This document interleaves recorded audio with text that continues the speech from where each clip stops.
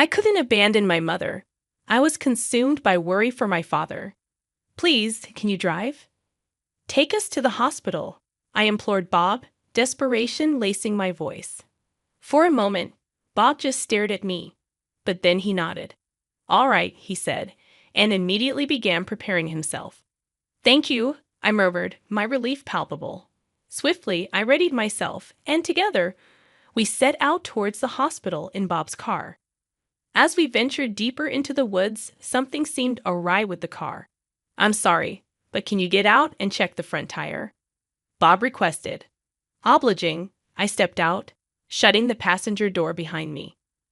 But to my bewilderment, as I inspected the tire, Bob started the car without letting me back in. He pulled the vehicle over to the opposite lane, hurriedly approached me, and tossed my bag at me through the open window. That's for waking me up in the middle of the night, he sneered before speeding away, disappearing from sight in no time. 2 hours later, I arrived at the hospital, my heart pounding with fear. There, I found Bob critically injured. My name is Catherine Thompson, 24 years old, a housewife. After college, I had joined a major corporation, but I resigned after marrying a senior colleague, Bob. Bob was not only handsome and intelligent, but also an all-around athlete, every girl's dream man. My initial feelings for him were akin to a fan's adoration for a celebrity, thrilled by his presence in the office and any interaction with him. Unexpectedly, Bob approached me one day after I was assigned to the administrative department. Our relationship escalated from work-related conversations to dating, and soon after, we were married. I had always wondered why he had chosen me. When I asked him, he simply said, "Because you loved me the most," making my heart swell with joy. However, after our marriage, a discomfort settled in. Bob became increasingly critical, chastising me for trivial matters like overcooking eggs or not responding to messages promptly. He'd quiz me on complex subjects, always pointing out my flaws with a calm yet condescending demeanor. I found myself walking on eggshells, trying desperately to meet his ever-changing standards, hoping to avoid his disapproval. Little did I know, this was just the beginning of my ordeal. All I could think about was avoiding Bob's scolding. It had become my sole preoccupation. However, as exhaustion wore me down, Bob would interject, his tone laced with dissatisfaction. You know, Catherine, appearances do matter. Lately, you look perpetually tired. What would people think? You should always present yourself at your best as my wife, he'd admonish. He insisted on buying me expensive clothes, makeup, and spa treatments. Ironically, the one thing I didn't need to worry about was money, thanks to Bob's wealth. I strained my nerves to meet his demands, trying to enhance my appearance. Consequently, people around me would shower me with compliments like, "Catherine, you have such a wonderful husband. I'm so envious. I wish I could have married someone like Bob. How I wish I could trade places with you." From their perspective, I understood their envy, but the reality was a living nightmare. Desperately following Bob's orders, 2 years passed. Underneath my smiling facade, I was slowly losing myself. Then, one late night, my smartphone rang, snapping me from my momentary escape into a dream world back to harsh reality. Glancing at Bob, who was sleeping next to me, I answered the call. It was my mom, her voice filled with distress. "Catherine, your father." She choked out between sobs. "Dad had had a heart attack and was undergoing surgery." "What? Dad?" I exclaimed, my heart racing. "Okay, I got it. I'm on my way." I hung up and turned to Bob, trying to keep my voice steady. "What's going on at this hour?" I asked. The clock showed it was well past 1 a.m. "Sorry, but..." I explained the situation, desperation coloring my words. "I need to go to the hospital. Can you drive me there?"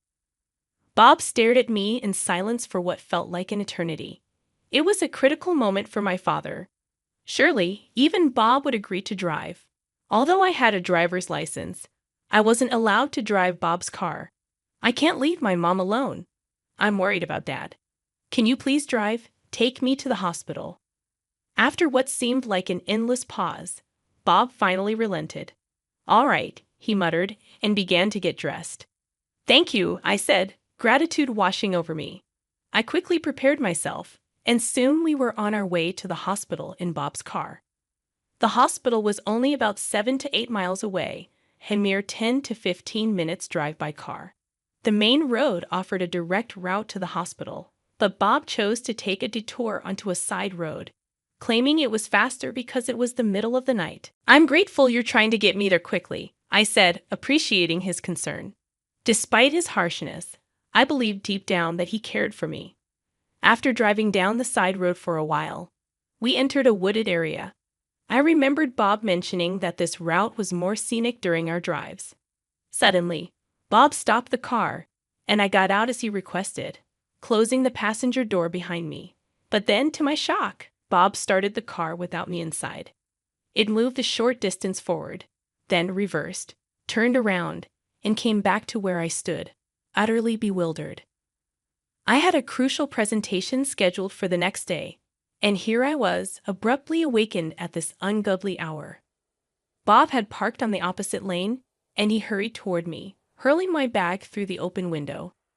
This is your punishment for waking me up in the middle of the night, he sneered in a chilling tone before driving off in the same direction.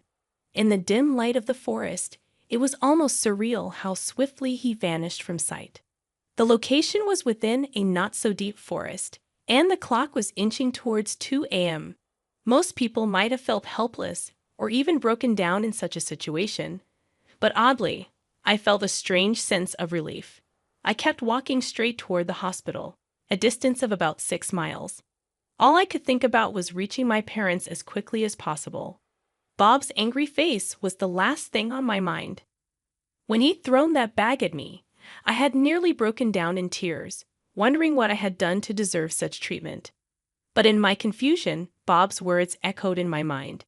It's punishment for waking me up in the middle of the night.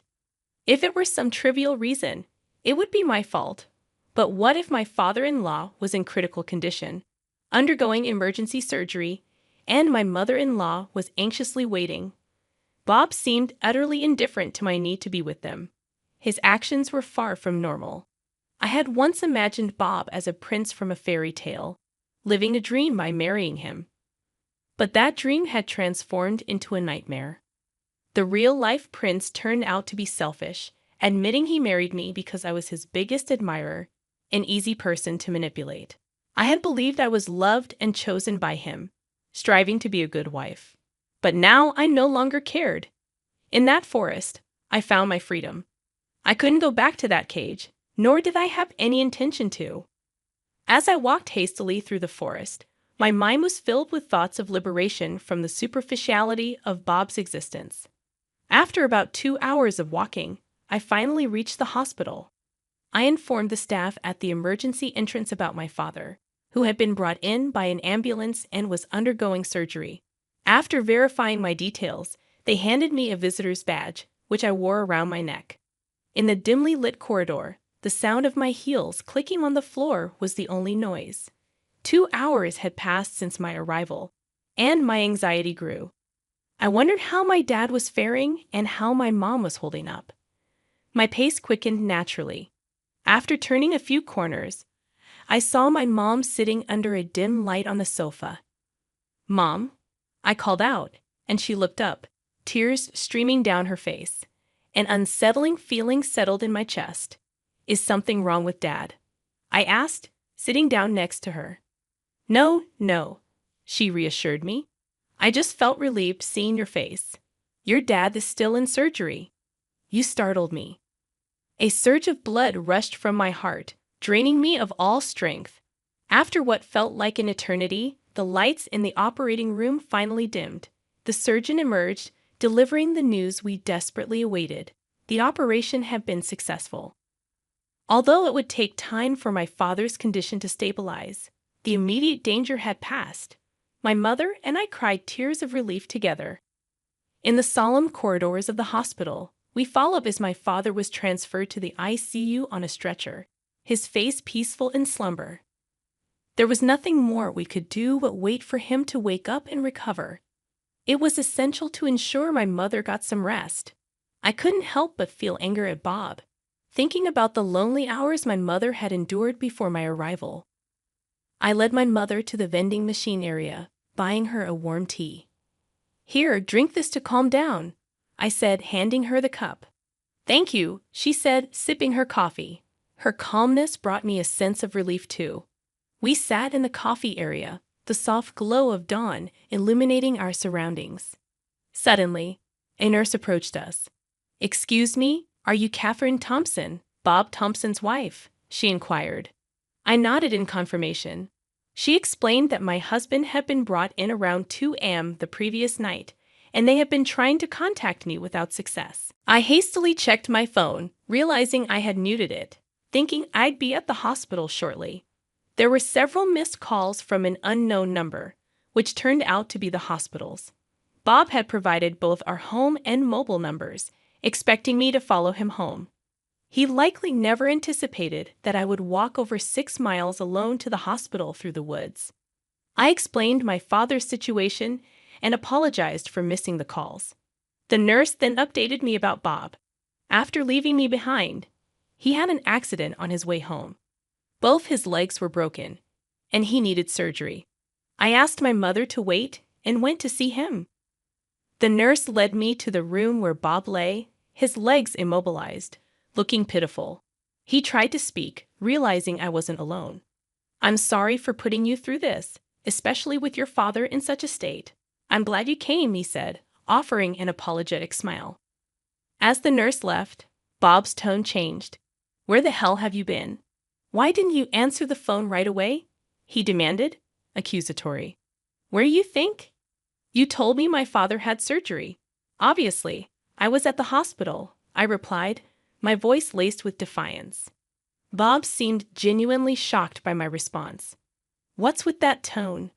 Haven't I always told you to speak politely and gracefully?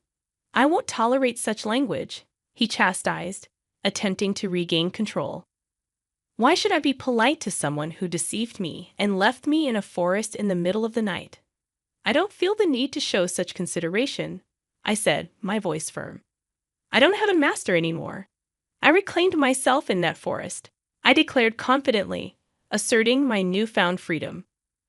I stood my ground, proclaiming my freedom, and Bob's face twisted with invisible anger. "Is that what someone who's been taken care of should say?" he retorted defiantly. "Well, is that what someone who's been cared for should say?" I shot back, my words laced with a newfound confidence. Bob jerked in shock, causing pain in his immobilized legs, and he let out a cry of pain. I looked down at him coldly, his face contorted in agony and drenched in sweat. "Guess you got what was coming to you," I said, a chuckle escaping me naturally after my words. I laughed, and Bob cried, roles reversed. "What's so funny? It's all your fault I'm in this mess. Don't you feel guilty?" Bob's voice was tearful yet defiant. "My fault? No, I think it's someone who left his wife in a forest and hurried home." "Serves you right," I countered, my tone unyielding. Bob looked at me in disbelief, shock and fear reflecting in his eyes. His once obedient wife, who had admired him, was now confronting him with icy words and glances, as if he were a stranger. He seemed disturbed, his eyes darting around the room. I realized he was just a small, insignificant man. I felt a sense of shame for having feared and submitted to him for so long. "We should break up," I spoke firmly. "I don't see any point in being married to you anymore. I'll wait until you're discharged from the hospital, so please prepare yourself. In the meantime, I'll pack up our stuff at home. Don't be ridiculous. I'm never going to leave you. Do you realize how much time and effort I've put into this relationship?" Bob protested, his voice breaking as he moved. "Do you have anything else to say? If you do, now's the time. What will it be?" I challenged him, but Bob continued to cry, unable to respond. "Nothing then? All right, I have to go care for my father. Take care and goodbye," I said, leaving the room, Bob groaning in pain. Later that day, my father woke up, and we held hands, tears of joy streaming down our faces. Although he still had a way to go in his recovery, it was a relief to know he was stable. I returned to my family home with my mom and shared my decision to divorce Bob. Initially shocked, my mother nodded in silence after hearing my side of the story and welcomed me back home. She had never imagined her daughter, whom she believed was living happily, was being treated so poorly. I cried at her understanding and for making them worry, weeping until I began preparations for the next step. First, I started looking for a lawyer experienced in divorce cases, which proved surprisingly easy due to a friend's connection in a law firm. I met with a few lawyers and decided on a female attorney who had helped many women like me suffering from emotional abuse. I gained an experienced and powerful ally. Just when Bob was in the hospital, I organized my belongings and prepared to leave the house. The challenge was to prove Bob's fault, which surprisingly turned out to be easy. When Bob had an accident and was questioned by the police, he told them I had an accident on my way back from dropping off my wife at the hospital where she wanted to be with her father, who was undergoing an emergency operation. However, his story seemed off. After all, I arrived at the hospital 2 hours after Bob's accident. When asked where he was and what he was doing during that time, I honestly told them everything, including being abandoned in the forest late at night. At first, the police were shocked, but as they listened, they began to suspect it was malicious abandonment. Many people, not just the police, but also those involved with insurance, his company, and others, eventually found out the truth. Every time Bob made mistakes, I was grateful. In this way, I was able to prove how much Bob had belittled, neglected, and hurt me during our 2-year marriage. He was deemed at fault due to emotional abuse, although it was a short marriage of only 2 years, and I never had to worry about finances. I was able to secure a satisfactory amount in alimony and divorced Bob. After the divorce, I returned to my family home and took care of my father for a while. Fortunately, my father's recovery was smoother than expected, and he seemed to be getting back to his regular life without any lingering effects. His workplace even told him he could return after a brief hiatus, and he was deeply grateful for that stroke of luck. Luckily, I got a job at the law firm that assisted me during my divorce. Thanks to a friend's recommendation and the lawyer who had seen my true nature during my interactions with Bob, the hiring process went smoothly. Thus, our family of 3 was slowly moving forward. Bob had completely lost his trustworthiness since our divorce. No matter how good-looking or elite he might be, he was now recognized as a terrible person who couldn't treat others properly. It seemed like no one wanted anything to do with him anymore. A former colleague reached out, wanting to talk. Apparently, after Bob recovered from his injuries and returned to work, he was spreading the story that I was a terrible woman who abandoned him when he was injured. Despite many people already knowing the real reason for our divorce, I was astounded at how much he underestimated me. So, I asked my lawyer to send him a formal notice threatening to sue for defamation if he didn't correct his story. My friends also shared the real story, and those who were about to believe Bob's version now recognized him as a lying emotional abuser. Well, he still seemed to have his job because he was competent, but I wondered how long he could keep it up in such a hostile environment. Right now, I wasn't ready to look for someone new, but I wanted to find someone who truly cared for me next time.